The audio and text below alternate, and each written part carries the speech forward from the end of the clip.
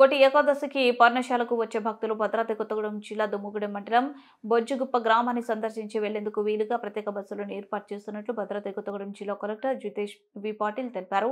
పర్యాటకానికి అనువుగా ఉన్న బొజ్జుగుప్ప గ్రామానికి రైన్ వాటర్ ప్రాజెక్టు బృందం స్టూడియో పంచతంత్ర బృందంతో కలిసి సందర్శించారు. ఈ సందర్భంగా ఆయన మాట్లాడుతూ టూరిస్టులకు ప్రకృతిలో దొరికే ట్రెడిషనల్ వంటకాలు, పాతకాలపు కట్టడాలు, సామాన్లు, పాత ఇండ్లు వచ్చే టూరిస్టులకు గ్రామాలకు వచ్చే బంధువుల వలె అతిథి మర్యాదలు చేసే విధంగా గిరిజనులకు సూచనలు ఇస్తున్నామని, వచ్చిన వారికి బొద్దుకూర, పచ్చజొన్న ఉసలు, తెల్లజొన్న ఉసలు, సీజన్ను బట్టి అడవిలో దొరికే పరిగి పండ్లు, తునికి పండ్లు, పాల పండ్లు, నిక్కర్ పండ్లు, మొంచెలు, పాతకాలపు ఎడ్ల బండ్లు, చింత చెట్టు దిగ్గిర పాతకాలపు ఉయ్యాలలు, ఆర్చరీ ఆటలు, చెరువులో పడవ ప్రయాణం మరియు రాత్రిపూట గిరిజన సాంప్రదాయమైన కల్చరల్ ప్రోగ్రామ్స్ ఏర్పాటు చేస్తున్నట్లు ఆయన అన్నారు.